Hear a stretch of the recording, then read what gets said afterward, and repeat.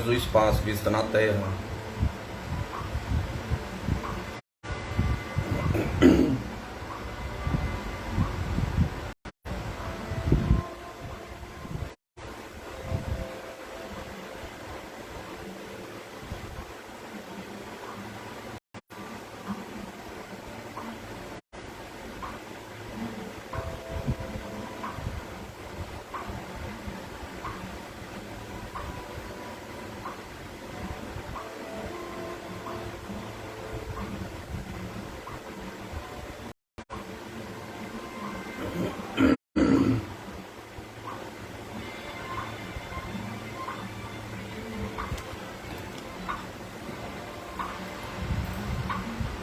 O caso do embornal, um dos mais importantes casos da ufologia brasileira, ocorreu em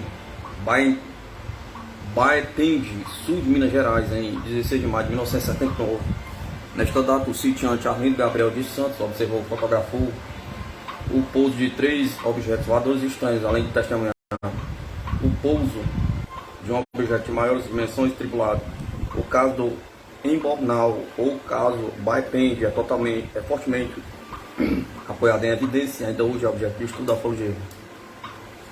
Nessa seção você encontrará relatórios da pesquisa do Centro Varginense de Pesquisa Parapsicológica da Sociedade Brasileira de Estudo de Discoadores, uma entrevista do protagonista Arlindo Gabriel dos Santos, croquis e desenhos de testemunho dos pesquisadores de estudos realizado no embornal de pano de Arlindo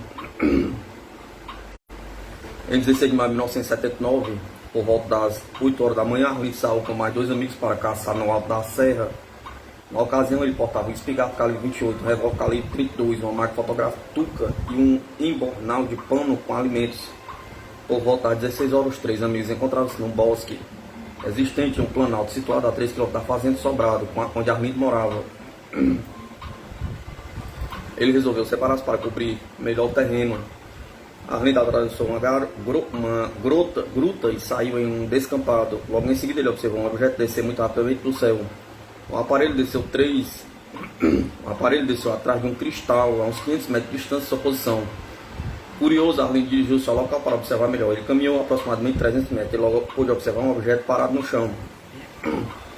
Ele tinha forma de cilindro cor amarela, tinha uma altura estimada de 1,5 m e largura aproximada de 50 cm. Esse cilindro apoiava-se em uma base escura com um pouco mais larga. No topo do objeto havia uma esfera com o mesmo diâmetro do cilindro, que piscava alternadamente entre as cores vermelha e branca. Próximo à esfera havia 2 hastes com braços ou asas, de cor mais escura. Arlindo Gabriel permaneceu observando o aparelho por 2 ou 3 minutos, quando então lembrou-se de que portava sua máquina fotográfica. Ele apanhou e obteve 2 fotografias do objeto. Devido à distância que se encontrava ao fundo escuro da paisagem, o objeto é visível na fotografia como uma mancha branca.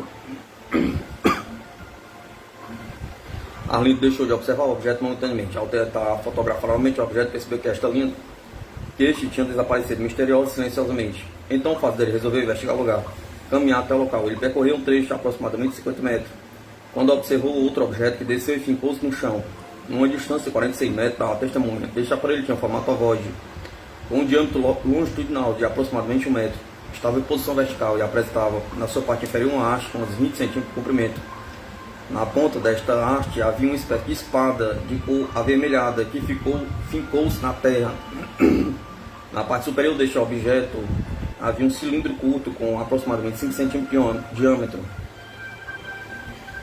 Sobre o cilindro girava lentamente uma hélice em sentido anti-horário. Esta hélice era formada por uma roda de aproximadamente 50 centímetros de diâmetro, que apresentava 4 hastes equidistantes. As hastes achavam-se fixadas em um ângulo de 45 graus, inclinando-se no sentido de rotação da roda. Arlindo fotografou este novo objeto e, enquanto preparava a câmera para obter nova fotografia, ele ouviu um chiado vindo do objeto. Ao olhar, ele percebeu que no local onde o objeto estava havia algo como uma fumaça branca e densa com dimensões superiores ao do objeto observado. Arlindo fotografou a nuvem, que dissipou-se rapidamente, não havendo tempo para uma nova fotografia. Ao dissipar-se A nuvem, o objeto, havia desaparecido. Intrigado com o que havia presenciado, Arlindo resolveu procurar seus companheiros para comentar os fatos. Então ele seguiu à direita do descampado.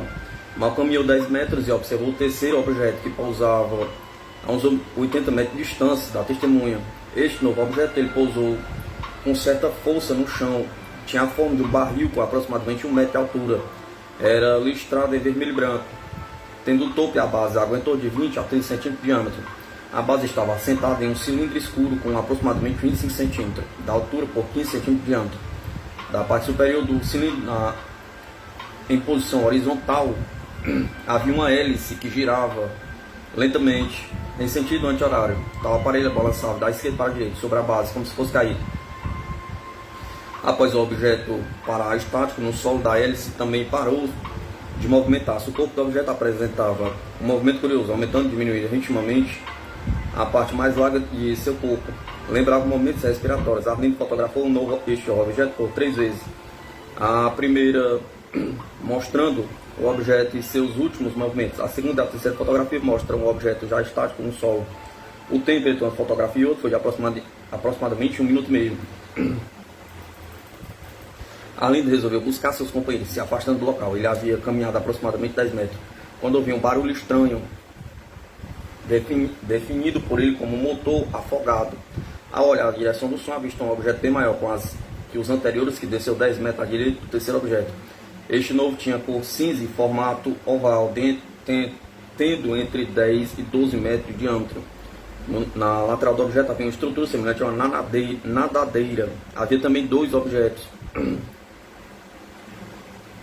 quadrados, cor escura, com 50 centímetros de lado, que Arlindo interpretou como sendo janelas. O aparelho tinha aproximadamente 8 metros de altura, com um haste comprido na parte superior. Arlindo havia fotografado os objetos anteriores e sacou a máquina para fotografar este quarto objeto. No entanto, no momento em que apontou sua câmera, o objeto emitiu uma luz intensa que ofuscou sua vista, deixando-o atordoado. Assustado, ele correu, ainda com a vista ofuscada, na tentativa de se afastar do objeto. Seu medo era tanto que nem pegou o boné e o embornal que ele havia soltado para fotografar o objeto. Nesta corrida, Arlindo pôde dar apenas alguns poucos passos. De alguma forma, ele se sentiu paralisado. E assim ficou por quase 1 minuto. Sua visão foi voltada aos poucos e logo sentiu algo segurando seus braços. Logo percebeu que eram 2 homens baixos, de aproximadamente 1 metro, que o agarraram firmemente pelos braços. Assustado, Arlindo falou: "Me soltem, pelo amor de Deus." Nisso, o homem à sua direita respondeu: Em Deus nós todos somos irmãos. Nós não fazemos mal a ninguém, queremos apenas uma informação sua." Em seguida, os tripulantes levaram Arlindo para o objeto ovoide, pousando a uns 100 metros de distância. Eles pararam a uma distância de 4 metros do objeto. Nas proximidades do objeto, Arlindo sentiu frio. No alto da escadinha havia um terceiro tripulante, semelhante aos 2 primeiros, e que comunicou-se com uma voz grossa, perguntando se ele havia visto uma zurca. Arlindo respondeu que não sabia o que era isso. Em resposta, do tripulante afirmou que zurca era um aparelho que eles transmitiam de lá para cá, em comunicação, como todos os aparelhos da Terra. Ele falou ainda que tal aparelho tomou contato com uma linha universal que teria queimado a linha de transmissão e que havia desregulado o motor de montagem e havia descido na Terra. Arlindo então perguntou: "De onde vocês são?" Em resposta, o tripulante respondeu: "Nós somos do lado de uma costa. Vocês têm estudo de inteligência?" perguntou o tripulante. Arlindo respondeu negativamente. Diante da resposta do tripulante, estendeu a mão a Arlindo, ajudando-o a entrar no aparelho. Após subir os 4 degraus da escada, Arlindo viu-se dentro de uma sala circular com 7 metros de diâmetro. Aproximadamente no piso havia uma abertura na parte central, por onde Arlindo entrou. Após Arlindo, os 2 tripulantes que o capturaram entraram no objeto e fecharam a porta. O teto da sala era em forma de cúpula, com aproximadamente 7 metros de altura. No centro da cúpula havia uma lâmpada muito forte. Nas paredes haviam lâmpadas pequenas que acendiam e apagavam continuamente. Havia também um grande indicador, semelhante a um medidor de voltagem com um mostrador. Nesta sala havia um aparelho com numerosas teclas. À frente deste equipamento havia 2 cadeiras ocupadas por 2 tripulantes que operavam o aparelho, produzindo um som de tec, tec, tec, conforme descrição de Arlindo. Estes seres também utilizavam um uniforme capacete. Com a entrada de Arlindo nesta sala, estes seres levantaram-se e conversaram entre si numa linguagem desconhecida para Arlindo. Em seguida surgiu, vindo do corredor lateral, um novo tripulante, sem capacete, aparentemente o sexo feminino, que dirigiu-se ao tripulante como quem conversou utilizando a mesma linguagem estranha. Após algum tempo, a tripulante seguiu em direção ao corredor. Um dos tripulantes que havia capturado Arlindo colocou a mão em seu ombro de câmbio para que seguisse a tripulante. Arlindo, escoltado por dois tripulantes, seguiu a moça através de um pequeno corredor. Eles entraram em uma pequena sala onde havia um pequeno aparelho que Arlindo descreveu como semelhante a uma geladeira, tendo 3 metros de comprimento por 1,5 metros de altura. Na metade superior deste aparelho haviam 2 telas em formato circular. Um dos tripulantes acionou o mecanismo à esquerda das telas que acenderam-se. A jovem tripulante, com auxílio de uma espécie de varinha, explicou a Arlindo que era projetado nas telas, o que era projetado nas telas. Ela mostrou a Terra, o Sol, a Lua, sempre explicando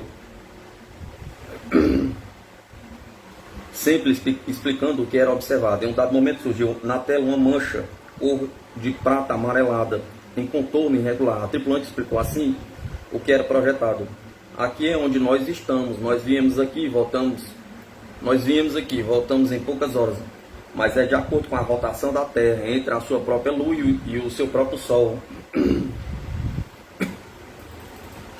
Arlindo Gabriel estimou que essas explicações duraram aproximadamente 5 minutos. Um detalhe curioso observado por Arlindo é o fato de que não havia sincronia entre o que era falado e o que era ouvido, ou seja, o movimento labial dos tripulantes não correspondia ao som ouvido. Na maioria das vezes, os tripulantes apenas abriam a boca, um pouco a boca ao falar.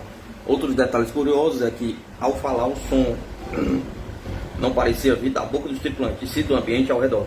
Ao final da pequena explanação, dos tripulantes retirou o capacete, desconectando inicialmente a tubulação ligada ao elmo. Esse tripulante era semelhante à jovem tripulante que se comunicou com Arlindo. Ele então falou: nós somos de uma só matéria, igual a você, Arlindo, do mesmo sangue, e vivemos no mesmo trabalho. Daqui a pouco teremos transmissão. Após isso, Arlindo foi levado de volta à entrada da nave. Os tripulantes recomendaram: desça e siga a vista, porque o aparelho condena a visão. Arlindo seguiu a recomendação, caminhou sem olhar para o disco por uns 200 metros, tendo sua espingarda ainda pendurada no ombro, tendo seu revólver preso na cinta à direita. Ele caminhou com dificuldade, sentindo seus ombros um pouco presos. Após Arlindo caminhar aproximadamente 200 metros sem movimentos, seus movimentos voltaram ao normal. Ele então correu aproximadamente 300 metros, chamado pelos companheiros que encontravam-se ainda a uns 300 metros de distância. Durante aproximadamente 20 minutos não conseguiu descrever o que havia acontecido. Ele sentia sede intensa e acabou de beber aproximadamente 1 litro de água em uma fonte natural nas proximidades. Em seguida, ele relatou o episódio para seus companheiros, omitindo o contato com os tripulantes e a entrada no aparelho. Todos voltaram ao local do pouso dos objetos. Encontraram as várias marcas deixadas. O segundo objeto observado, que se transformou em uma espécie de fumaça branca, deixou uma marca circular de capim queimado. Havia também uma marca deixada pelo objeto em forma de piorra e as marcas do trem de pouso do objeto tripulado. Eles procuraram exaustivamente um embornal onde Arlindo havia deixado. Como não encontraram, voltaram para casa. Ao chegar em casa, a esposa de Arlindo, dona Terezinha da Silva Santos, constatou que os olhos da testemunha estavam avermelhados. Nos 3 dias seguintes, Arlindo sentiu dor de cabeça e seus olhos ficaram inchados. Além disso, Arlindo sofreu desânimo por algum dia, sem alteração do apetite ou em seu sono regular. Na mesma noite em que ocorreu o contato, Arlindo recebeu a visita do seu irmão Jairo Esaú dos Santos, na ocasião de 54 anos de idade. Este contratou os olhos avermelhados de Arlindo e seu aparente desânimo. O protagonista relatou o episódio, omitindo o encontro com os tripulantes. Em 14 de junho, Arlindo e seus companheiros de caçada voltaram ao local onde ocorreu o contato. Um dos ufólogos encontrou o embornal perdido de Arlindo, que estava coberto de desenhos e inscrições. O artigo a seguir foi publicado na revista OVNI, documento número 5, outubro de dezembro de 1979. O autor, o Birajara Franco Rodrigues, apresenta em primeira mão os detalhes do caso do embornal e sua investigação. Dados básicos: investigação de campo, 12 de junho de 1979. Investigadores: o Birajara Franco Rodrigues, Málios de Figueiredo, Francisco Antônio Romanelli, advogado bibliotecário, engenheiro eletricista e relator secretário. Local planície alvo de possível pouso de UFO, aproximadamente 6 km, na sede da fazenda da propriedade da testemunha. Características: local montanhoso, destacado por imensa pedreira a nordeste da sede.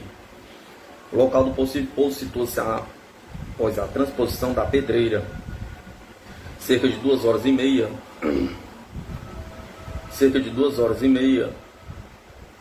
A cavalo ou 3 horas a pé. Deve-se contornar o topo da pedreira ao se chegar a uns 30 metros deste em sentido leste. Tipo do terreno planície com pequena mata. Após depressão, em seguida a transposição da pedreira, o solo de resistência boa, capim gramado enraizado baixo. Metodologia utilizada: interrogatório da testemunha no próprio local, reconstrução do caso, mediação das marcas do comprimento, largura, profundidade, etc. Pistas: 5 marcas no solo, uma independente e 4 deixadas por uma mesma ação simultânea. Máquina fotográfica, marca Tuca, modelo simples para amador, já em desuso, possuindo a chapa metálica interna coberta por fuligem chamuscada. Embornal encontrado no local, algumas alças rasgadas, encardido por ação da chuva e terra, face interior inteiramente coberto por desenhos e caracteres desconhecidos. Achamos mister completar o presente relatório com os comentários envolvendo tanto o relato da testemunha quanto os resultados da pesquisa de campo reutilizada. Por cremos que a sequência de ideias parceria mais acessível, antes de deixarmos bem claro nossa imagem do fenômeno ufológico classificado, um fato que por mais completo em dados seja sempre deixado ao pesquisador em dificuldade. Por isso, limitarmos em traçar os comentários de maneira mais objetiva possível, omitindo-nos quanto à veracidade ou não dos acontecimentos. Também desejamos confessar que esta pesquisa se realizou nos limites das nossas possibilidades, mas se constitui uma sincera contribuição às proposições da ufologia. Portanto, esclarecemos nossas falhas devido aos inúmeros motivos de força maior. Não submetemos o solo a teste de resistência com pesos, não encontramos óbvios meios de analisar a tinta usada no embornal, não possuímos condições de comparar os caracteres nele inscritos com outros conhecidos. Além de Gabriel dos Santos, impressionou-nos à primeira vista com seu caráter, pessoa inegavelmente honesta, uma sequência natural de alguém que muito lutou para adquirir estabilidade. A fazenda de Mora compunha-se antigamente uma vasta extensão de terra situada no município de Baependi, que, diga-se de passagem, é enorme. Ele adquiriu as terras do pai antes do falecimento deste. O restante pertence aos irmãos de Arlindo. Hoje, longe da cidade durante toda a semana, onde somente vai em caso de extrema necessidade, Arlindo acomoda-se ao lado de sua esposa após longos dias de trabalho. Quando no preâmbulo dissemos que Arlindo não é muito expressivo financeiramente, quisemos falar que se trata de um chefe de família estável economicamente, mas uma estabilidade mantida com honesto trabalho. Ele não é um homem rico, mas sossegado. Não temos dúvida de que a honestidade em suas palavras não se perde em divagações, não exagero é objetivo.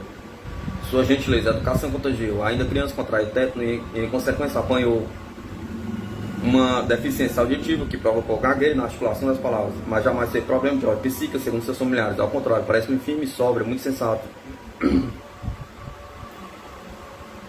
Sua instrução escolar vai até o curso primário completo. Culturalmente não é nenhum ingênuo. Possui bons círculos de amizade. Assiste televisão, lê de vez em quando, mas não poderia atingir conhecimento, excesso de detalhes, a nosso ver. Tem espontaneidade, regir de mal os seus pensamentos transpostos para o papel, coincide com o seu grau de instrução. No entanto, desenhando, ele surpreende, sempre gostou de desenhar. Na opinião do Dr. Francisco Antônio Romanelli, e corroboramos, possivelmente sua faculdade de desenhar bem, com a riqueza de detalhes, traços de compensação e de um desenvolvimento desse dom provocado pela surdez espacial. Sua sensibilidade visual e memória aumentaram com a deficiência auditiva, apenas uma hipótese, e ressaltamos não necessária. Para proceder à investigação do campo, fomos acompanhados por 2 irmãos de Arlindo e um cunhado. Um deles levava sua câmera Instamatic. Notamos que todos adoram tirar fotografias. Antes, Arlindo nos mostrava sua máquina Tuca e tem muito amor por ela. Por isso, não é de se estranhar que levava a câmera consigo na caçada. Muitos estranham que seu depoimento refere-se a essa caçada, já que aos jornais ele declarou que saíra para procurar uma vaca perdida, mas na entrevista isto se esclarece. Apenas medo de sofrer alguma sensação da polícia florestal por estar caçando, e então justificou-se com a história da vaca. seria repetir inutilmente hipóteses quanto à diversificação de objetos avistados por Arlindo. Naquele dia 16 de maio já está consagrado na ufologia que naves mães transportam diferentes tipos de sondas, geralmente pequenas, como em caso suporimos os 3 objetos que procederam à descida da nave mãe seriam um aparelho de sondagem e busca. Isso é corroborado pela informação que os possíveis ufonautas desejaram de Arlindo. Se alguém avistar um aparelho lançado anteriormente,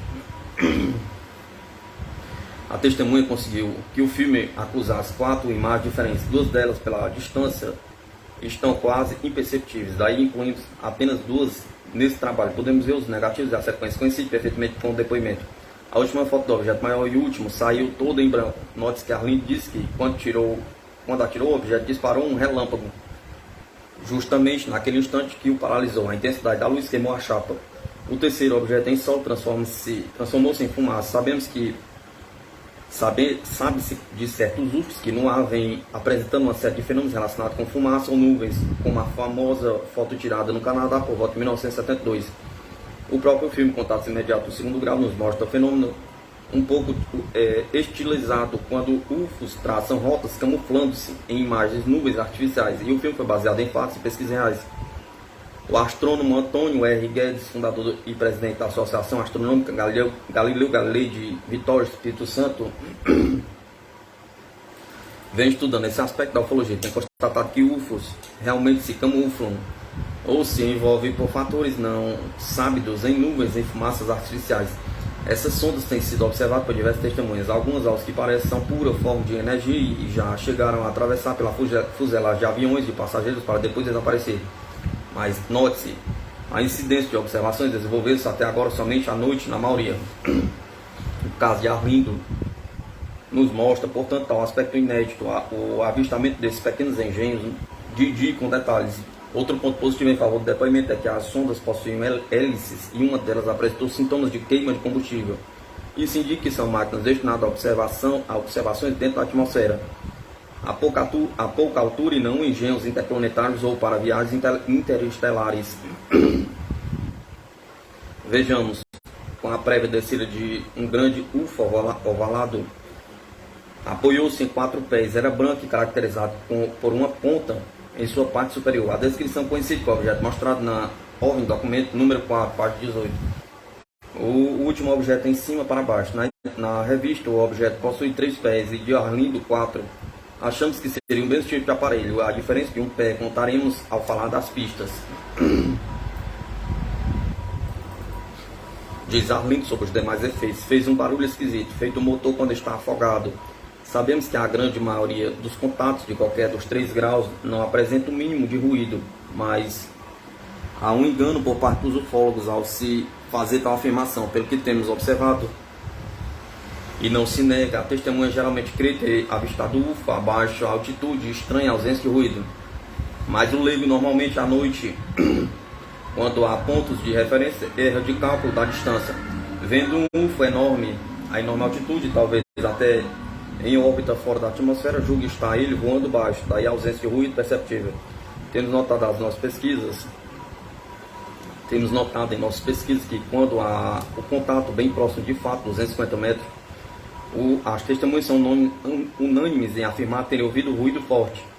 Outro sintoma fisiológico comum é a paralisação parcial. O total das testemunhas por ação de um raio de luz emanado pelo UFO. Arlindo, sempre paralisado após tentar correr, não viu o que o prendia, um fenômeno talvez magnético provocado através da emissão da energia luminosa.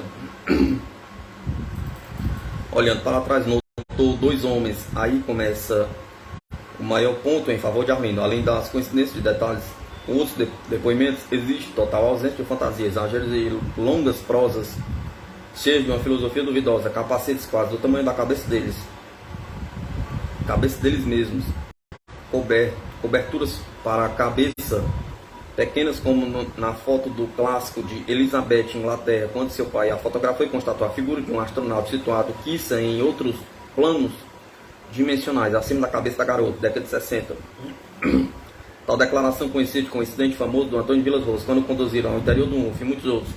Os 2 ufanautas conversaram com Arlindo por intermédio do tambor que possuía nas costas, em português. Seria uma espécie de tradutor simultâneo? Pergunta. A tecnologia terrestre já usa tal aparelho. Aquele tambor, ao que parece, servia também de depósito de substância que os ufonautas respiravam. Mexiam com a boca, portanto não se tratava de transmissão telepática. É possível até que servia de mero amplificador necessário por causa do capacete. Como se vê na entrevista, a testemunha chegou a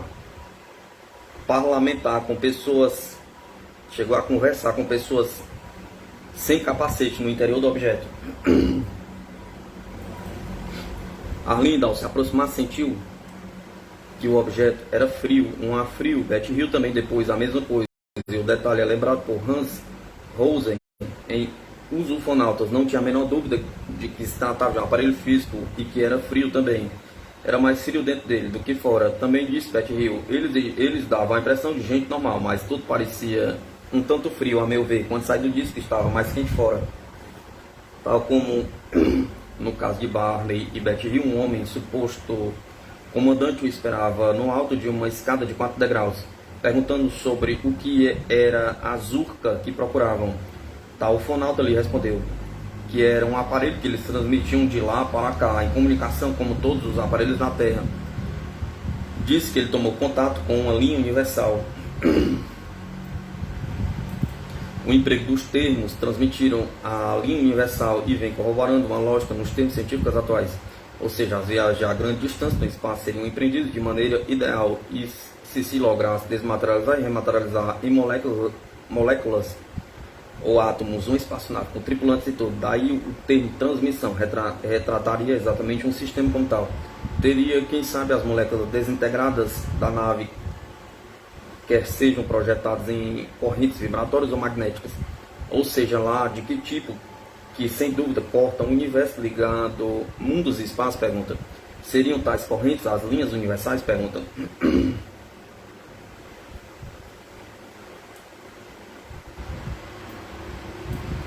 Conduzido ao interior do aparelho, lá estavam mais 2 homens, também de capacete, roupa preta, idêntica aos dos ufonautas de Betty Hill. Olhos rasgados e puxados, nariz preto, boca rasgada com lábios finos.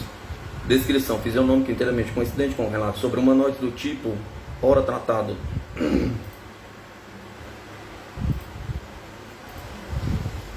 Nisso surge a presença já conhecida de uma moça sem capacete. Mais tarde, outro ufonauta tirou também seu capacete. Isso nos faz aventar algumas hipóteses na falta de outras melhores. Como Arlindo não usava capacete dentro ou fora do aparelho, os ufonautas estariam usando como proteção contra bactérias terrestres. Eles o usavam para respirar seu próprio ar e adaptaram o interior do objeto com um ar terrestre a fim de receber ar lindo. A moça e o homem estariam adaptados ao ar da Terra.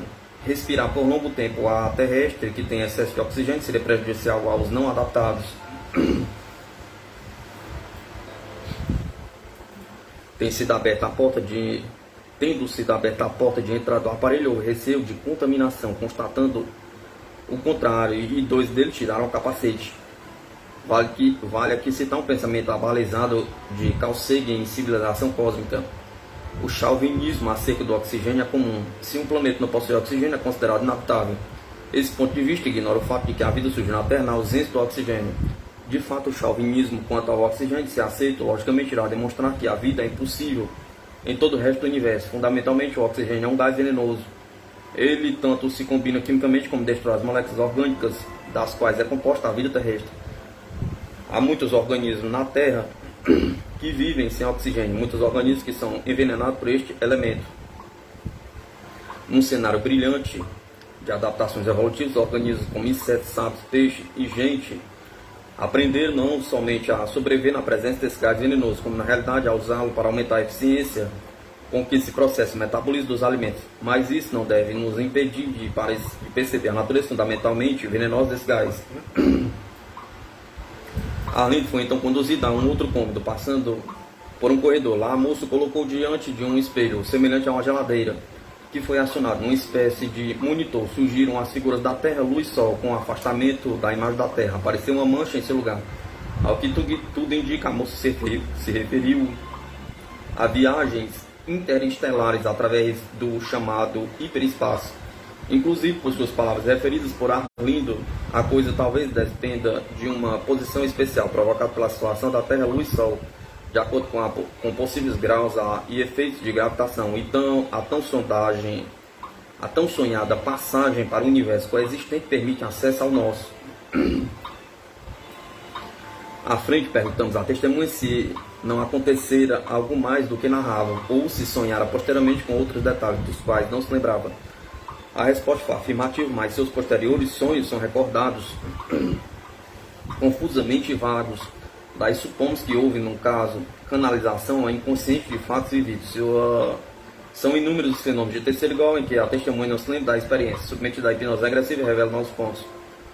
Cremos que Arlindo, segundo seu depoimento, viajou no UFO. Note-se que a moça, ao apontar a mancha que substituirá a imagem da Terra, diz: aqui é onde nós estamos, nós viemos aqui gastando poucas horas. De acordo com a movimentação da Terra, temos um contato com o Sol, a luz e a Terra. Estariam eles, naquele momento, no lugar de origem do UFO? Pergunta. A Sociedade Brasileira de Exploradores procederá posteriormente a um estudo estatístico envolvendo os períodos de ondas de aparições ufológicas e as posições espaciais da Terra, Lua e Sol. Sob a orientação do astrônomo Antônio Guedes, consultou um aspecto de muito interesse a essa altura dos acontecimentos. Um ponto que corrobora a suposição de que Arlindo foi levado à origem dos ufonautas encontramos nas palavras do humanoide que tirou o capacete. Daqui a pouco teremos conjunção, depois Arlindo foi libertado. Talvez a viagem de volta estivesse chegando ao fim. A nave teria conjunção com o plano dimensional terrestre. Finalmente notamos uma frase incompreensível que o ufonauta disse à testemunha ao recebê-lo no aparelho. No início da sua experiência, nós somos do lado de uma costa. O Dr. Malhos de Figueiredo supõe que o sentido da frase referencia à teoria da origem intraterrena dos UFOs. Muitas correntes, e aqui nos referimos apenas a científicas objetivas, como a Terra Oca de R. Bernard, creem que os ufonautas vivem em regiões subterrâneas que abrigam civilizações adiantadas, situadas abaixo da crosta terrestre. O Dr. Marcos pergunta assim, se pela deficiência auditiva ou falta de conhecimento Arlindo não tiver entendido mal a frase. Talvez o humanoide falara crosta e não costa. São os indícios, mas os indícios são mais numerosos em favor da outra hipótese já comentada. A experiência começara por volta das 10h30, quando Arlindo se separou dos companheiros, saindo do UFO e os reencontrando a cerca de 11h30. Tudo aconteceria em uma hora. Encerrando este tópico, comecemos a imaginar. Se Arlindo entrou no UFO, foi levado a outro plano de existência, planeta, mundo paralelo, ou o que seja, em poucas horas até seu destino, e depois regressou ao nosso universo pela mesma técnica, perdendo o tempo, a lógica, com discrepância de uma hora.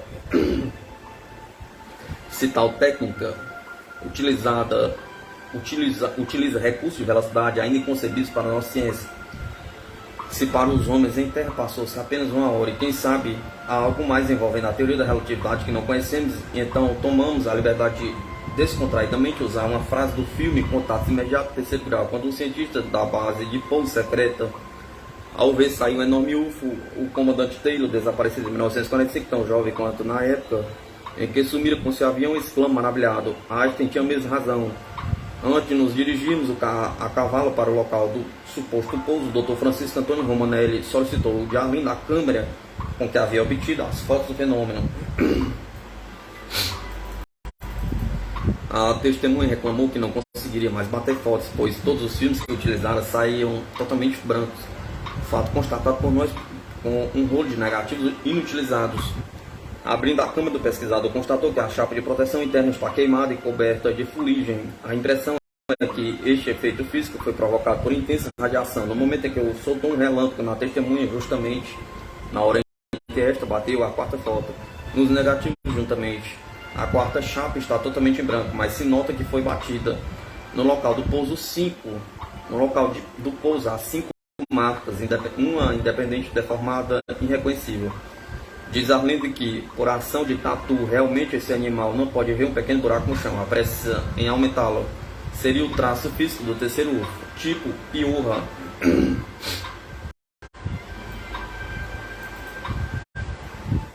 As 4 outras foram provocadas pelo último objeto, aparentemente 3 pés de apoio terminando em sapata e o outro também deformado, segundo o mesmo fator, a ação de tatu. Se a hipótese desse animal não é tão aceitável, apesar de possível, não, então pensemos em outra. Arlindo viu o terceiro objeto apoiando-se em uma haste fina que penetrou no solo. Chegando lá depois, não notou a marca que ele supunha ter ficado. Ao ter a ilusão de ótica da penetração, o UFO maior que tinha deixado, o UFO maior não deixaram 4 marcas, sim 3. Tinha somente 3 suportes de solo, então a testemunha fraudou ou dois buracos de tatu. Ingenuamente, com boa fé, no receio de que aquele aparente contrassenso viesse colocar sua história em dúvida, após tanta coisa, aquilo que, segundo o seu entender, não teria lógica, seria poder mais irônico. Uma fraude sem malícia justificável, com boa fé. Essa pista coincide com o desenho do UFO, já citado publicamente em OVNI documento. A situação das 3 marcas reais provam a posição de Arlindo com relação ao UFO. De frente, quando este pousou, já no local, a equipe se espalhou em busca de novos indícios. Eis que o Dr. Malles de Figueiredo, distante de todos e sem influência da testemunha, encontrou espontaneamente um embornal. Péssimo estado de conservação, reconhecido por Arlindo como se fosse o que saltar ao chão para fotografar o último objeto. Vazio, coberto por inscrições e desenhos. A testemunha mostra espanto e surpresa, um indício que permanecerá à espera de explicação correta, que pode representar uma prova concreta e uma chave para a descoberta de conhecimentos revolucionários. Compare-se o desenho central de um UFO com o desenho publicado em OVNI documento número 1, a página 20, relativo ao caso de Paciência, esboço pela testemunha. Em Bornal, encontrado-se em poder do Centro Varginense de Pesquisas Parapsicológicas. Não demos por encerrada a pesquisa do caso de Arlindo. Pretendemos continuar desenvolvendo uma série de necessários estudos quanto às provas e indícios. Utilizaremos as controversas, teses e outras consequências inevitáveis que temos certeza surgirão em torno do presente caso. Até lá chegaremos à conclusão definitiva, ou talvez não. Este relatório, reconhecemos, é longo e cansativo. O fenômeno OVNI assim exige um tipo de acontecimento sério e profundo ao qual se deve dedicar um estudo calmo, objetivo, sempre com os pés presos em terra firme. Por isso, só comentamos os pontos que podíamos, de que tínhamos dado. Vamos continuar mantendo nossos pés em terra firme, ao lado do Embornal. A Sociedade Brasileira de Discos Voadores, uma das pioneiras da pesquisa ufológica nacional, realizou investigações sobre o caso do Embornal em 3 ocasiões. Em 1º de dezembro de 1979, 22 de dezembro de 1979 e 17 de fevereiro de 1980, em seu boletim 132 e 135 de agosto de 1980, ela apresenta um relatório de uma investigação em Baependi, Minas Gerais, a qual transcrevemos alguns trechos abaixo. A fim de colher mais dados sobre o caso, pusemos-nos em campo. Tivemos um bom acolhimento por parte da família da testemunha e uma grande ajuda em nossas pesquisas. Tivemos também a oportunidade de ver os negativos e admirar as ampliações aqui reproduzidas. Como contribuição maior, descobrimos um magnetismo bastante aumentado na extremidade do canto da espingarda, com a qual Arlindo, a tiracola, havia entrado na nave extraterrena. Este último dado representa um valioso indício, já que se diz que os extraterrenos conseguem vencer as enormes distâncias interplanetárias e interestelares por meio da atração de seus potentes eletroímãs. Considerações sobre provas materiais do episódio.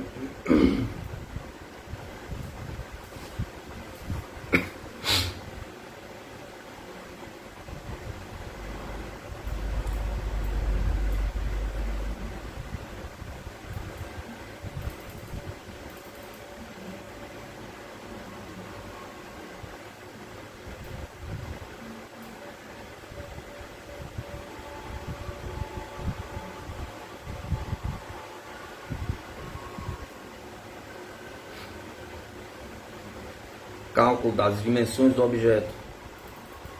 Comparando os triângulos semelhantes vistos na figura, então o tamanho do objeto pode ser calculado tomando por base os valores de imagem da película e a distância focal da máquina de um lado e o tamanho real do objeto em sua distância do fotógrafo do outro.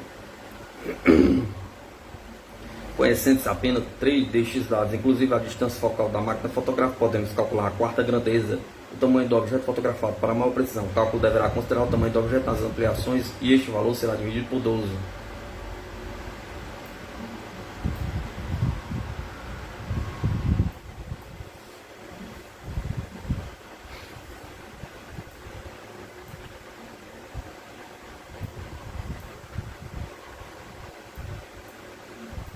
A entrevista com Arlindo Gabriel dos Santos.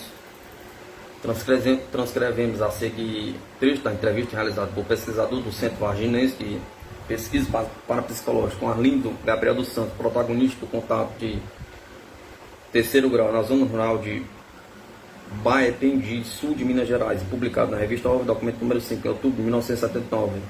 Pergunta: senhor Arlindo, qual é o seu nome completo? Arlindo Gabriel dos Santos. Quantos anos o senhor tem? 32. O senhor tem fazenda aqui? Tenho. É de sua propriedade, de minha propriedade particular. Onde fica localizada esta fazenda? O lugar é na fazenda do Sobrado. Quantos quilômetros daqui, mais ou menos? Pergunta. Daqui lá tem 42 a 43 quilômetros. O senhor fica lá o dia todo? Fico. Quais são as suas funções lá na fazenda? Bem, lá tem vacas, café não. No momento o negócio de café não está compensando muito, não é? Risadas.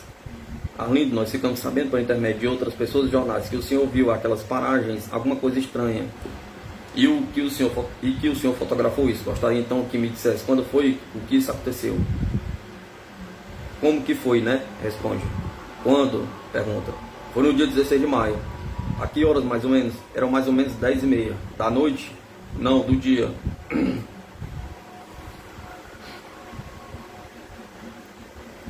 Então o senhor nos conte como foi tudo desde o começo, com um maço de detalhes. Resposta: estávamos eu e mais 2 companheiros caçando a 6 km da sede da fazenda. A certa altura resolvemos nos separar. Fomos cada um para um lado e eu entrei em um mato. E quando saí do outro lado no campo, após uma vala, avistei um aparelho que desceu. Aí eu fiquei muito cismado com aquilo e cheguei lá para ver. Aí quando eu cheguei lá, avistei um aparelho numa baixada, numa distância que já foi medida de 180 metros. Pergunta: este aparelho como era? Resposta: este aparelho, quando eu o avistei, tinha a forma de um poste, mais ou menos uns 2 palmos de largura, por 1,5 metros de altura. Ao meio cismado com a Kodak do Embornal. Pergunta: o senhor tinha ido lá para caçar? Pergunta. Resposta: aí tirei a máquina, sim, para caçar. Pergunta: e durante as caçadas o senhor leva sempre sua câmera? Pergunta. Resposta: levo. Não foi a primeira vez que a levei, alguma vez a gente leva, então eu resolvi levar somente para a gente brincar. Quando eu vi aquilo, eu resolvi tirar a câmera do Embornal, rodei o filme e fotografei aquele aparelho. Depois fiquei apreciando aquilo, de repente desapareceu e eu não vi para onde ele foi. Desapareceu da sua vista? Pergunta. Resposta: na minha vista, não vi para que lado ele desapareceu e fui até o local. Quando cheguei mais embaixo, de repente desceu na minha frente outro aparelho, tinha a forma de uma piorra, com 1 metro e pouco de altura, e em cima tinha uma hélice girando. Pergunta: o aparelho tinha 1 metro e pouco de altura ou estava a essa altura do chão? Pergunta. Resposta: era 1 metro e pouco de altura, o tamanho do aparelho. Por baixo ele tinha uma ponta que parecia uma ponta de espada. Aquilo veio, desceu na minha frente. Eu parei e troquei o filme logo. Pergunta: como? Pergunta: o senhor trocou o filme? Ele já tinha acabado? Pergunta. Não. Resposta: não, eu passei o filme, fotografei o aparelho, aí fiquei parado. De repente fez, deu aquele sopro e aquilo se transformou numa fumaça. Eu fiquei meio encabulado, passei o filme de novo e fotografei. Saí. Quando eu andei poucos metros, desceu um outro. Este tinha a forma de um barril, com 1,5 metro ou mais de altura. Desceu, bateu no chão, cai não cai, balançou, aí se afirmou. Tinha uma hélice grande com asas do lado e o hélice estava girando poucas voltas. Ele era listado de vermelho e branco. Tinha a forma de um barril. Ao que eu olhei, rodei o filme e fotografei de novo. Pergunta: o senhor tirou 3 fotos? Resposta: 3. Aí saí. Quando andei uns 10 metros ele tinha desaparecido. Desceu um aparelho muito grande. Este tinha um formato de um ovo, todo branquinho, mais ou menos uns 10 metros. Em cima ele tinha uma ponta. Dos lados do aparelho tinha uma asinha que parecia uma asa de peixe. E de um lado e do outro da asinha tinha umas janelinhas. Quando ele desceu a uma distância de 1,5 metro de mim, ele parou. Fez um barulho esquisito, feito um motor que está afogado. Este era muito grande? Pergunta. Era do tamanho de uma casa. Este aparelho grande desceu dentro do mesmo buraco ou era um campo? No mesmo lugar, resposta. Pergunta. E o espaço, tinha muito espaço para ele poder descer? Pergunta. Resposta. Era grande. Quando ele desceu, eu vi sair dele 4 pés. Pergunta. Como eram esses pés? Resposta. Pareciam uns pés chatos, com uma espécie de latinha, com uma largura de uns 6 ou 7 centímetros. Pergunta. O senhor viu alguma janela neste último aparelho? Pergunta.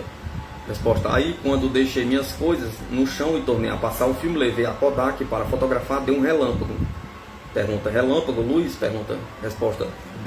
Deu aquele relâmpago na minha vista, me ardeu os olhos, fiquei apavorado com aquilo. Soltei as coisas e não da mão e corri. Quando corri uns 10 metros, ele me prendeu.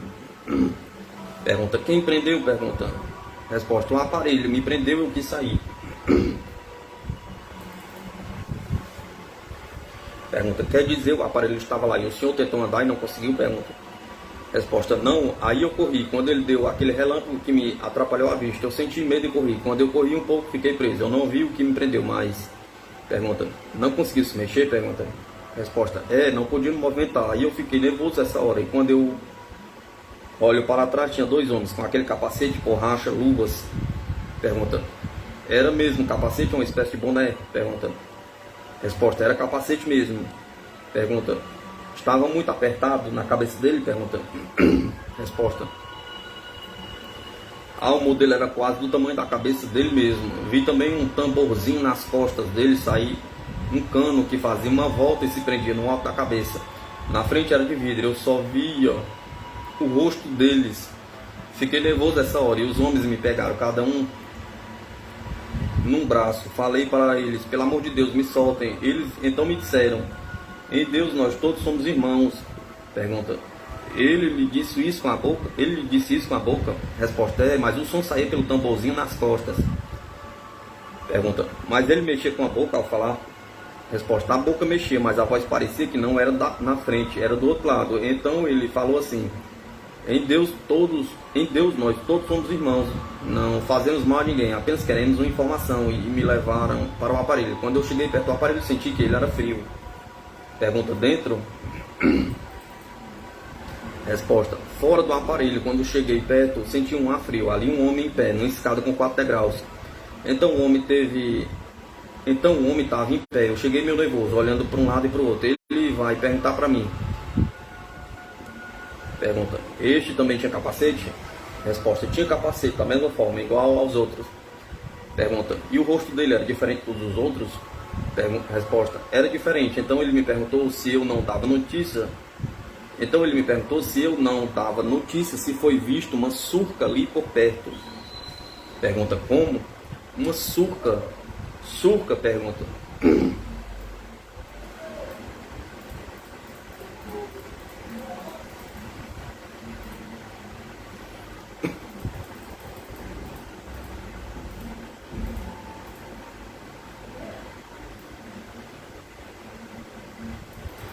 Resposta. Em terra. Falei que não. Perguntei então o que era surca. Ele disse que era um aparelho que eles transmitiram de lá para cá. Uma comunicação como todos os aparelhos daqui da Terra. Disse que ele tomou contato com uma linha universal e desregulou o motor e queimou a transmissão do aparelho. Aí falou que não. Aí falei que não e perguntei de onde eles eram. E disseram, nós somos do lado de uma costa. E não perguntei nada. E me disse, tu tens inteligência? Perguntou. Tem cultura? Perguntou. E falei, não. Então ele me deu a mão direita e me levou para dentro da nave, junto com os seus companheiros dele.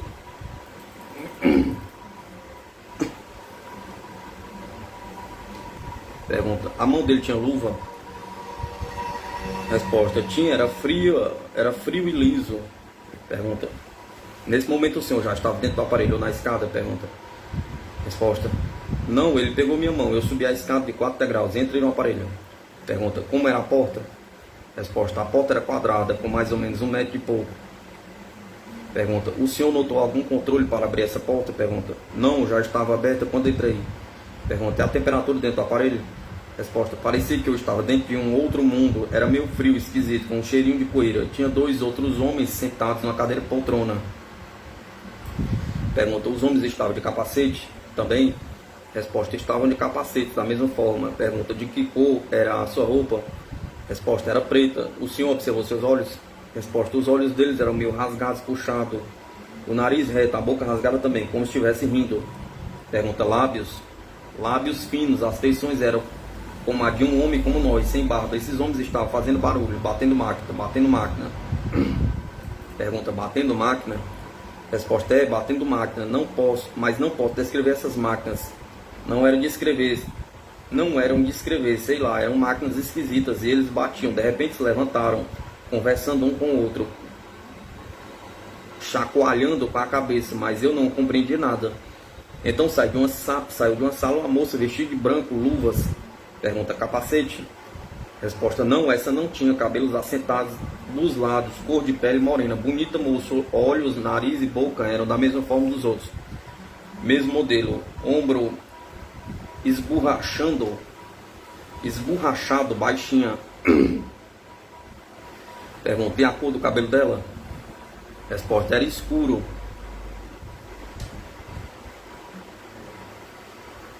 Abraço. Posteriormente, no dia 25/6/79, o Sr. Arlindo escreveu uma carta ao relator corrigindo o que na fita dissera quanto aos cabelos da suposta mulher. Segundo ele, errara ao conceder a entrevista e agora ressalvava: acho que no meio desta gravação a moça é loira e do rosto rosado e usava um aparelho no ouvido como se fosse um ouvidor de telefone. Acho que foi dito morena clara. Se eu estivesse gravando poderá acertar. Eu confundi, é rosado. Aí eu notei que ela era muito diferente de nós. Não era uma pessoa comum, tinha um aparelho no ouvido, um ouvidor. Não sei como é que era. Ela conversou com um rapaz, olhou para mim. Ele pôs as mãos nas minhas costas e me levou a um cômodo. A moça na frente, eu no meio e o moço atrás. Quando ele pôs as mãos nas minhas costas, eu entrei no corredor.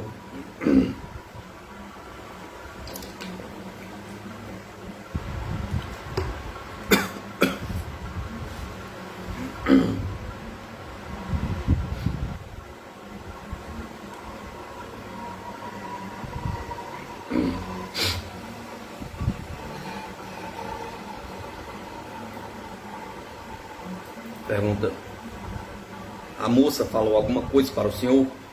Resposta, na hora não. Quando me levou no cômodo, tinha um aparelho em forma de uma geladeira maior. Pergunta, tinha algum móvel sem ser essa espécie de geladeira, tipo sofá, cadeira? Pergunta. Resposta, isso era diferente. Lá dentro não tinha não. Eu só vi o tal aparelho. Então o homem apertou um botão e aquele aparelho acendeu. Era repartido em duas partes, parecia uma pedra de marfim de mais ou menos um meio metro quadrado. Quando o homem mexeu no botão, ela acendeu. A moça então pegou uma varinha. Quando o aparelho acendeu, ela mostrou para mim a terra, a lua e o sol. Eu fiquei quieto, não dei resposta e nada perguntei. A terra foi movimentando e desapareceu. Quando a terra desapareceu, apareceu uma mancha do outro lado. Então a moça falou, aqui é onde nós estamos, nós viemos aqui gastando poucas horas, de acordo com a movimentação da Terra. Temos um contato com o Sol, a Lua e a Terra. Pergunta, mas não lhe disseram de onde vinham? Resposta, eu não perguntei. Então ela fez a explicação para mim, mas eu achei que esse lugar dela não era na Terra, porque a nossa Terra sumiu e escureceu o aparelho. E apareceu uma espécie de mapa, aí desligou-se o aparelho. Quando nós voltamos, um deles tirou o capacete fora. Pergunta, dentro do aparelho? Resposta, dentro do aparelho. Tinha um cabelo baixinho mesmo. Eu olhei olhos da mesma forma dos da moça. Pergunta, e a conformação da cabeça dele? Resposta, igual a dos outros, a não ser o cabelo na testa. Ele não tinha testa como nós não. Então eles falaram para mim assim, nós somos da mesma matéria, do mesmo sangue e vivemos do mesmo trabalho. Daqui a pouco teremos conjunção. Quando eu fui para descer do aparelho, eles disseram, desce e protege a vista, que o aparelho condena a vista. Aí eu desci, estava meio preso e não olhei para trás. Perguntei, eles desceram com o senhor pela escada? Resposta, eles ficaram dentro do aparelho. Eu fiquei meio esquisito, meio tonto, chamei pelos meus amigos. Pergunta, e o senhor não viu o aparelho levantando voo? Pergunta. Resposta, não vi ele levantar, não vi como ele saiu. Chamei os companheiros, eles vieram perguntando o que tinha acontecido. Eu estava ruim, sentindo enjoo, tontura. Voltamos ao local. Eu tinha deixado uma bolsa contendo bolo, sardinha, tudo tinha desaparecido. No lugar onde o aparelho tinha descido ficou uma marca de 4 pés. Pergunta, estão lá até hoje? Pergunta, resposta, até hoje. Pergunta, tem capim queimado lá? Resposta, não. O capim ficou abaixo, com marca dos 4 pés. Ficou baixo. Pergunta, quando tudo acabou, o senhor se lembrou de olhar o relógio? Pergunta, um companheiro meu tinha relógio, eu estava sem. Pergunta, sabe que horas eram? Resposta, eles me falaram que eram umas 10h30. Pergunta, quando começou? Quando começou? Pergunta, e quando terminou? Se não me engano, tinha passado mais de 1 hora. Pergunta, antes de começar tudo, o senhor estava junto com eles? Resposta, estava. Pergunta, eles não vieram nem ouviram nada, daquilo que aconteceu com você? Pergunta, resposta, não, a gente tinha se separado. Pergunta, por que vocês estavam separados? Resposta, nós marcamos encontro, íamos cada um para um lado. Depois nos encontraríamos. Eles não viram nada, nem antes nem depois. Pergunta, nós vimos pelos jornais que o senhor havia tido um problema com uma vaca. Resposta, o problema é o seguinte, eu estava caçando, não queria que dissesse isso e falei que quando tudo aconteceu, eu estava procurando uma vaca desaparecida. Pergunta, por que o senhor não queria que falasse de sua caçada? Resposta, é que a guarda florestal anda muito por aqui, a caçada é proibida, aí resolvi inventar a história da vaca, com receio de ter problemas. Pergunta, senhor Arlindo, este lugar onde aconteceu é muito isolado, vai muita gente para lá? Resposta, não, lá vai quase ninguém. Pergunta, lá tem muitas montanhas ou é planície?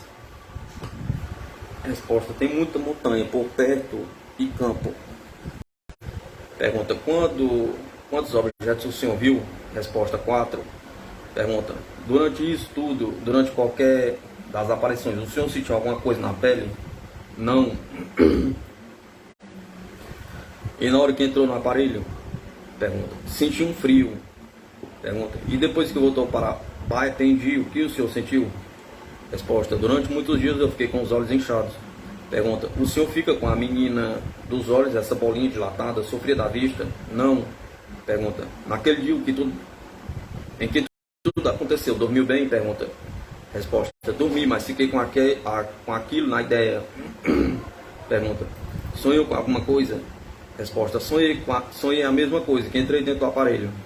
Pergunta, no seu sonho, tinha alguma coisa diferente do que realmente aconteceu? O que viu no sonho que não viu no aparelho? Pergunta. Sonhei que eles me levavam no aparelho, estava num mundo diferente, fiquei nervoso. Aquele mundo era uma coisa esquisita. Pergunta, tente lembrar algum aspecto deste mundo que viu no sonho? Resposta, era diferente, o mundo deles não, mas não posso dar notícia. Pergunta, viu neste mundo edifícios, casas? Resposta, vi muita coisa, não sei se era casa.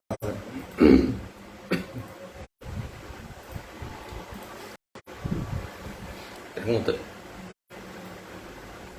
no seu sonho, por acaso, sonhou que eles o estavam examinando dentro do aparelho? Resposta, não. Pergunta, posteriormente o senhor notou alguma coisa diferente na pele, como manchas, espinhas, etc?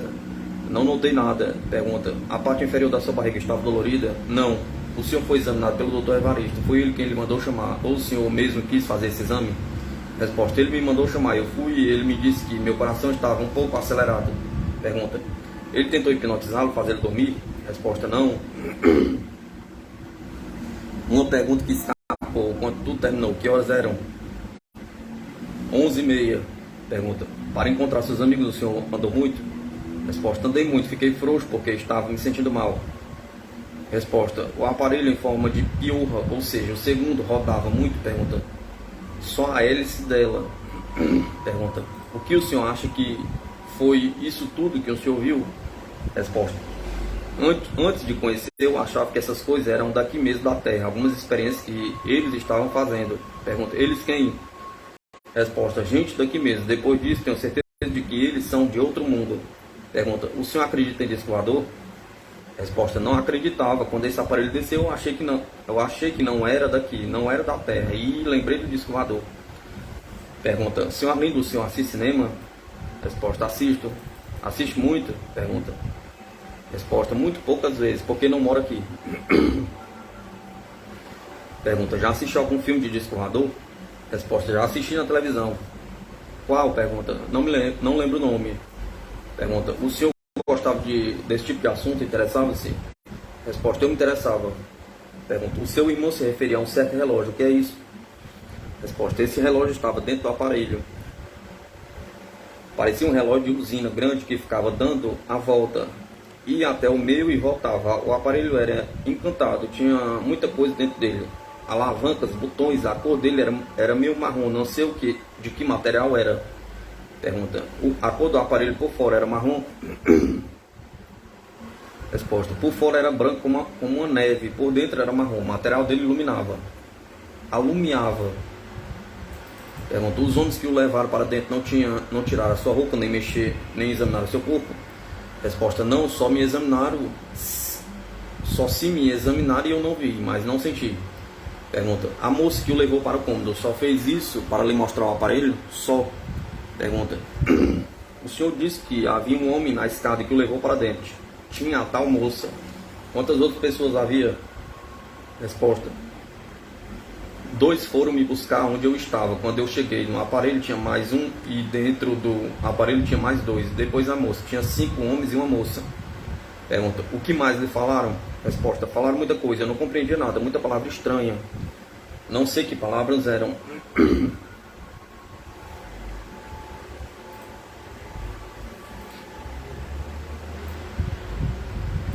Pergunta: eles haviam perguntado se o senhor tinha visto um aparelho que se chamava Zurka. E o senhor respondeu que não, mas perguntaram se havia visto naquela hora ou dia antes. Pergunta. Resposta: não falaram nada disso, só perguntaram se não foi visto. Pergunta: o seu assunto foi muito comentado na cidade? Como os jornais ficaram sabendo? Eu cheguei aqui e contei para o meu irmão, e ele espalhou contando para o jornal de Bapedi, que publicou. Pergunta: o senhor tirou muitas fotografias? O senhor tirou muitas cópias de fotografias? Resposta: por enquanto não. Quantas mandou fazer? Pergunta.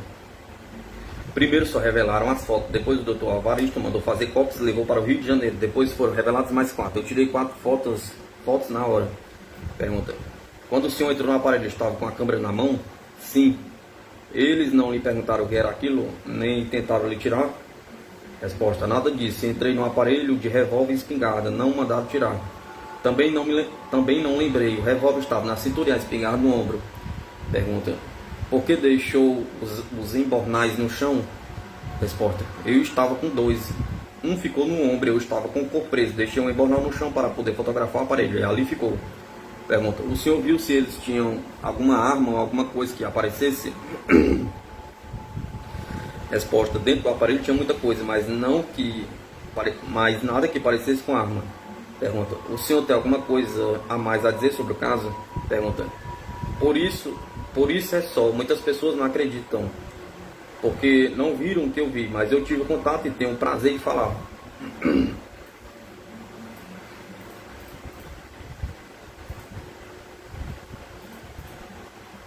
Um dos detalhes mais polêmicos do caso Bapedi é a bornal de pano, perdido por Arlindo Gabriel durante o contato. Um reencontro tempos depois, durante as investigações no local do pouso dos objetos. Quando perdido, o embornal continha frutas e que a testemunha levou para alimentar-se durante a caçada. Ao ser encontrado, ele estava vazio, danificado, tendo uma das suas faces externas coberta por inscrições e 4 desenhos. As investigações sobre o embornal continuaram por anos a fio, sendo que alguns dados interessantes puderam ser obtidos. A primeira dessas descobertas foi a notada semelhança entre caracteres estampados no pano e caracteres de hebraico antigo. Inclusive, existem trechos inteiros idênticos a trechos encontrados nos pergaminhos de Qumran, descobertos nas imediações do Mar Morto. Em 4 de dezembro de 1979, a pesquisadora Paulette Agostinho enviou uma carta à ufóloga Irene Grande, solicitando uma fotografia nítida do embornal e seus caracteres. Ela tinha um bom conhecimento sobre os manuscritos do Mar Morto e conhecida alguns pesquisadores dos pergaminhos. Tony Irene enviou a fotografia a estudiosos, que repassou aos pesquisadores de Jerusalém, sem mencionar que eles estavam ligados a um caso ufológico. Algum tempo depois solicitaram mais dados, como origem da peça, medidas, etc. A partir daí não houve qualquer retorno positivo ou negativo sobre as investigações. Houve a estudiosa independência, a continuidade dos estudos e a divulgação dos mesmos. Assim foi possível identificar similaridades e padrões linguísticos interessantes. Os 146 caracteres estão divididos em 10 linhas. As últimas linhas estão mais borradas que a primeira, dificultando o trabalho de análise. No total foram identificados plenamente 110 caracteres, ou seja, 75% do total da mensagem. No centro das inscrições estão inseridos 4 desenhos, um semelhante a um chapéu, um travessão diagonal, um retângulo e um hexágono. Paulo Steckel, fólogo estudioso de línguas antigas, em artigo para a revista UF, edição 37, de abril de 1995, cita que existe uma semelhança entre esses caracteres com a escrita fenícia, aramaica, hebraica e egípcia. Ele cita também que sua característica fonética remete ao sânscrito, demonstrando que a linguagem do embornal é de natureza eclética, com características consonantais do hebraico e um estilo cursivo da escrita egípcia, hierática e demótica, tendo a riqueza fonética do sânscrito. Quanto aos 4 desenhos, não se tem certeza definitiva sobre seu significado. Partindo hipoteticamente pelo lado simbólico, o travessão e o chapéu seriam alusões a 2 tipos de aparelhos não identificados, catalogados pela ufologia. O terceiro símbolo, do ponto de vista cabalístico, representa a autoridade e a confiança dos valores estabelecidos. O quarto símbolo representaria, segundo Steckel, a relação do homem com o cosmos e a fraternidade universal. No texto propriamente dito, as últimas 4 palavras não puderam ser identificadas corretamente. Das 66 palavras presentes no texto, apenas 18 não puderam ser traduzidas, não impedindo, entretanto, captar o sentido geral da mensagem do texto. A mensagem original pode ser conferida no primeiro quadro. Outro pesquisador, Ricardo Ferreira Arantes, tentou traduzir a mensagem obtida no pano. Ele utilizou uma técnica diferente da utilizada por Paulo Steckel, na qual ele inverteu as inscrições em 180 graus e espelhou-as, supondo que tal imagem poderia ser impressa invertido no pano, sendo somente observado corretamente através de um espelho. Arantes identificou outra mensagem embutida no embornal, diferente da obtida por Steckel. Sua essência, entretanto, permanece a mesma. Abre aspas, quando está determinado calamidades, 6 vezes, vermelho e desolado, nem a beleza das terras mais longínquas será preservada na nuvem. Escutai, mensageiro, a dor dos que foram destruídos pelo clarão, livrai-los da maldição e o corpo consumido, fazei saber, a ira de Deus cresce, se aproxima silenciosamente, fecha aspas. O ufólogo Walter Buller, no boletim da Sociedade Brasileira de Descobridor de 1980, citou outro caso, ocorrido em 1958, em São Paulo. No caso Luiz Henrique, os ufonados entregaram ao protagonista do caso, Luiz Henrique, uma mensagem escrita em caracteres, na época desconhecidos, dizendo: um homem da terra deverá decifrá-la, e quando isto for conseguido, saberão o que fazer. Caso o surgimento do embornal percebesse uma semelhança com os caracteres da mensagem entregue a Luiz Henrique. Entretanto, uma análise mais profunda não foi realizada.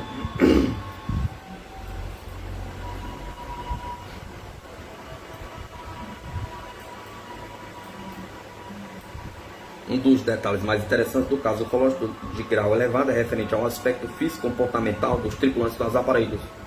O caso do embornal não é diferente neste aspecto, pois Arlindo foi levado para dentro do objeto e manteve um contato amigável com os tripulantes. Ao todo, Arlindo avistou 6 tripulantes distintos, sendo 5 aparentemente masculinos e um tripulante do sexo feminino. Todos os tripulantes eram baixos, com 1,5 metro de altura aproximadamente.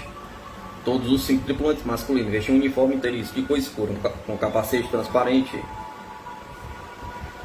que deixava o rosto à mostra. Em todos os trajes havia um pequeno recipiente oval preso por tiras inferiores e laterais, e um tubo saindo deste conectado ao capacete. Suas mãos eram cobertas com uma espécie de luvas da mesma cor do restante do uniforme. Nos pés havia um sapato sem salto ligado ao uniforme. Os 2 primeiros tripulantes com os quais Arlindo teve contato demonstraram ter uma força considerável ao agarrar os braços da testemunha. Após a rápida comunicação, ele foi levado em direção ao aparelho. Antes de entrar no aparelho, ele conversou rapidamente com o terceiro tripulante, que usava o mesmo tipo de vestimenta. Em gesto cordial, estendeu a mão e Arlindo ajudando a entrar no aparelho. Ao entrar no objeto, Arlindo encontra outros 2 tripulantes que sentados operavam um equipamento semelhante a um computador. Estes levantam-se com a entrada de Arlindo na sala e comunicam-se entre si numa linguagem que Arlindo não entendeu. A testemunha descreveu que tal comunicação era mais semelhante a um chiado do que com uma conversa humana normal. Pouco depois entrou no ambiente a tripulante do sexo feminino. Seu uniforme era semelhante à dos outros tripulantes, mas de cor branca. Não usava capacete, seu aspecto físico era de uma mulher terrestre comum, embora de pequena estatura, 1,50 m aproximadamente. Todos os tripulantes tinham crânio arredondado, com olhos grandes que estendiam-se até a parte lateral do crânio. A raiz dos cabelos curtos e em pé começava logo acima dos olhos. Arlindão e sobrancelhas. Seu nariz era achatado e largo. A boca era grande, curvada para cima lateralmente, com lábios finos. Os dentes não eram visíveis. Ao falar, os tripulantes entreabriram levemente a boca. O som decorrente era aparentemente sem sincronia, com um movimento labial e ocorria em todo o ambiente, ao invés de vir de uma lente, de uma fonte focalizada, no caso, a boca do emissor. Isso sugere meios ou mecanismos auxiliares de comunicação. Walter Buller sugere que tal meio seria de ordem telepática ou um tradutor eletrônico simultâneo. As orelhas dos tripulantes eram pequenas, mais arredondadas do que as nossas e muito juntas à cabeça. No caso da tripulante fêmea, suas orelhas não eram visíveis, pois ela usava um aparelho semelhante a fones de ouvido que cobriam seus ouvidos inteiramente, sendo apenas este aparelho perceptível entre os seus cabelos, que caíam até o ombro. Civilizações do espaço visitando o planeta Terra.